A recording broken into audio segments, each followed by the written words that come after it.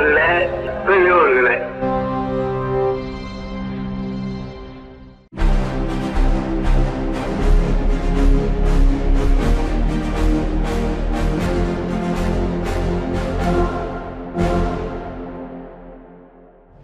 அனைவருக்கும் வணக்கம். இன்றைய விடுதலை பார்வைக்கு அன்போடு வரவேற்கிறோம்.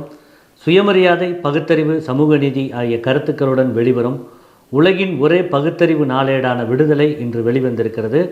இன்றைய விடுதலையில் பல்வேறு செய்திகள் இடம் பிடித்திருக்கின்றன. இன்றைக்கு முதல் பக்கத்தில் திராவிடர் கழக தலைவர் ஆசிரியர் கி. வீரமணி அவர்களின் மிக முக்கியமான அறிக்கை ஒன்று வெளியாகியிருக்கிறது. பணபலம் தந்திரங்களை செய்தாலும் பெரும்பான்மை இல்லாத மூன்றாவது முறையாக மைனாரிட்டி ஆட்சி நடத்துவதுதான் பிஜேபி. அரசமைப்பு சட்டத்தின் அடிப்படை அம்சங்களான மதச்சார்பின்மை, சோசலிசம் வேரின் மீது வெந்நீரை ஊற்றுவதா? பிரதமர் நேரில் சென்று கிறிஸ்மஸ்க்கு வாழ்த்து கூறுவது, மறுபுறம் ஆர்எஸ்எஸ் வகைராக்கள் கிறிஸ்துவர்களை தாக்குவது, இதைத்தான் திராவிட மாடல் அரசின் முதலமைச்சர் சுட்டிக்காட்டியுள்ளார்.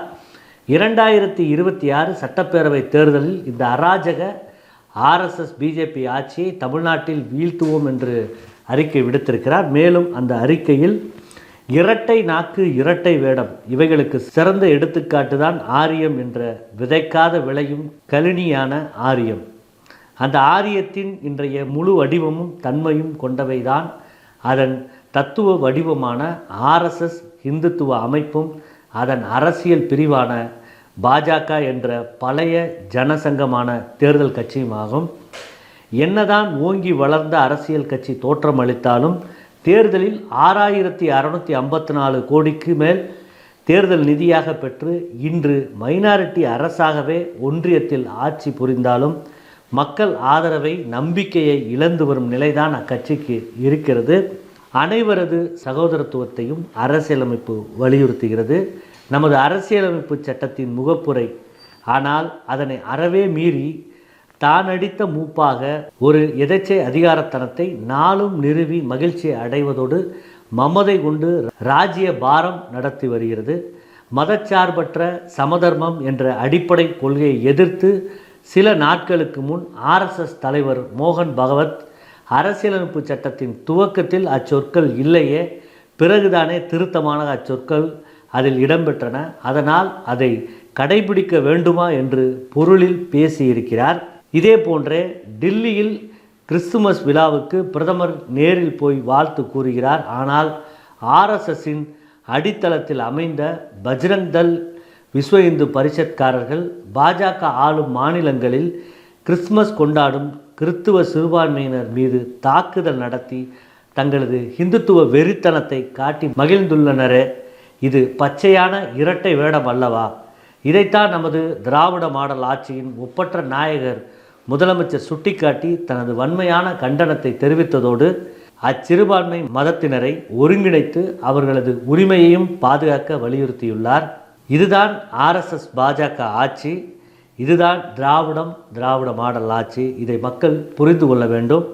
தமிழ்நாடு காவித்தனத்திற்கு இடம் தந்தால் மிஞ்சுவது காலித்தனம்தான். எனவே எச்சரிக்கை எச்சரிக்கை என்று ஒரு எச்சரிக்கை அறிக்கையை ஆசிரியர் கி. வீரமணி அவர்கள் விடுத்திருக்கிறார்.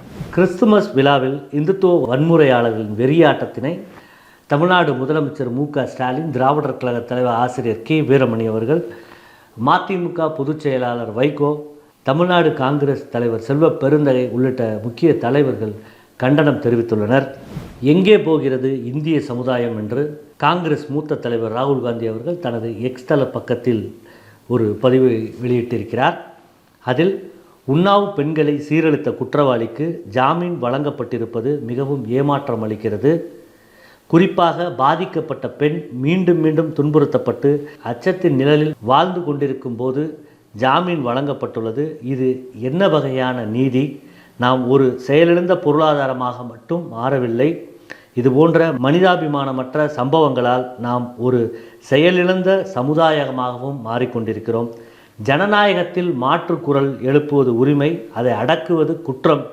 பாதிக்கப்பட்டவருக்கு மரியாதையும் பாதுகாப்பும் நீதியும் கிடைக்க வேண்டுமே தவிர கையறு நிலை, பயம் மற்றும் அநீதி அல்ல. குல்தீப் சிங் செங்கருக்கு உயர்நீதிமன்றம் வழங்கிய ஜாமீனுக்கு எதிராக டெல்லியில் போராட்டத்தில் ஈடுபட்ட பாலியல் வன்கொடுமையால் பாதிக்கப்பட்ட அப்பெண்ணை மரியாதையுடன் நடத்த வேண்டும். அவருக்கு அநீதியும் அச்சமும் ஏற்படுத்துவதற்கு பதிலாக நீதி உறுதி செய்யப்பட வேண்டுமென்று அவர் பதிவிட்டுள்ளார். திருப்பதி கோவிந்தராஜர் கோவிலில் 50 கிலோ தங்கத்தை காணவில்லை என்று ஒரு முக்கிய செய்தி வந்திருக்கிறது.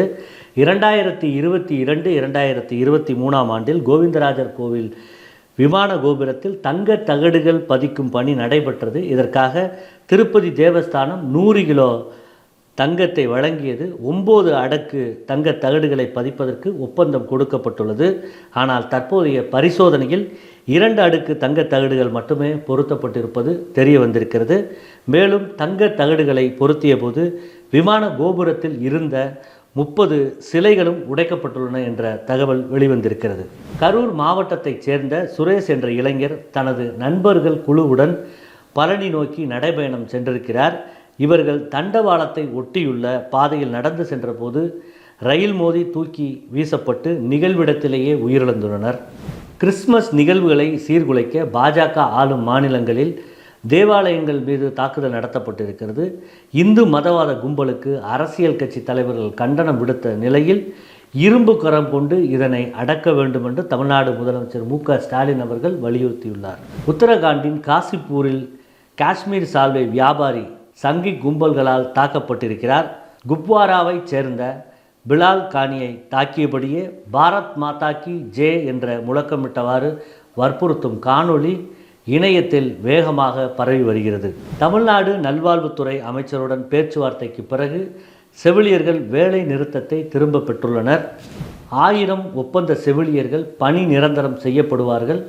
படிப்படியாக மீதமுள்ள ஒப்பந்த செவிலியர்களுக்கு பணி நிரந்தர செவிலியர்களாக ஆணைகள் வழங்கப்படும் என்று அமைச்சர் மா. சுப்பிரமணியம் அவர்கள் அறிவித்திருக்கிறார். உலகம் முழுவதும் உள்ள முன்னணி தொழில்நுட்ப நிறுவனங்கள் செலவினங்களை குறைக்கும் முயற்சியில் ஈடுபட்டுள்ளன. 2025 ஆண்டில் மட்டும் உலகம் முழுக்க ஏறக்குறைய 1,00,000 ஐடி ஊழியர்கள் பணியிலிருந்து நீக்கப்பட்டுள்ளனர். அரசு பள்ளிகளில் ஆங்கில பாடம் கற்பிக்கும் 1991 பட்டதாரி ஆசிரியர்களுக்கான 5 நாள் திறன் மேம்பாட்டு திறன் பயிற்சி வரும் ஜனவரி 19 முதல் நடைபெற உள்ளது. இது குறித்து மாநில கல்வியியல் ஆராய்ச்சி மற்றும் பயிற்சி நிறுவனம் சார்பில் சுற்றறிக்கை அனுப்பப்பட்டிருக்கிறது. தோஷம் கழிப்பதாக கூறி பெண்ணிடம் 10 பவுன் நகை பறித்து போலி சாமியார் கைவரிசை காட்டியிருக்கிறார். இது குறித்து காவல்துறையினர் வழக்கு பதிவு செய்து விசாரணை செய்து வருகின்றனர். உயர்நீதிமன்ற நீதிபதி பதவிக்கு 13 வழக்குரைஞர்களை நியமிக்கும் பரிந்துரையை மறுபரிசீலனை செய்யக்கோரி பொதுநல வழக்கு தாக்கல் செய்யப்பட்டுள்ளது. கம்போடியாவில் விஷ்ணு சிலை உடைக்கப்பட்ட விவகாரத்தில் தாய்லாந்து நாட்டிற்கு இந்தியா கண்டனம் தெரிவித்து இருந்தது. இந்த நிலையில் இதற்கு விளக்கம் அளித்துள்ள தாய்லாந்து, இடிக்கப்பட்ட அந்த சிலை பதிவு செய்யப்பட்ட மத வழிபாட்டு தலமாக இல்லை என்றும் பாதுகாப்பு காரணங்களுக்காகவும் அந்த இடத்தை மேலாண்மை செய்வதற்காகவும் அத்தகைய நடவடிக்கை எடுக்கப்பட்டுள்ளது என்று விளக்கம் கூறியுள்ளது. இந்திய வம்சாவளியைச் சேர்ந்த மருத்துவர் பத்மஜா பட்டேல் டெக்சாஸ் ஊட்டச்சத்து ஆலோசனை குழுவில் நியமிக்கப்பட்டுள்ளார். மேலும் இது போன்ற செய்திகளை பார்த்திடவும் ஆசிரியரின் உரைகள், பொதுக்கூட்ட உரைகள், பேட்டிகள், குழந்தைகளுக்கான காணொளிகள், ஆவணப்படம், குறும்படம், பகுத்தறிவு திரைப்படம் ஆகியவைகளை பார்த்திட பெரியார் விஷன் OTTயை தரவிறக்கம் செய்து சப்ஸ்கிரைப் செய்யுமாறு கேட்டுக்கொள்கிறோம். நன்றி, வணக்கம்.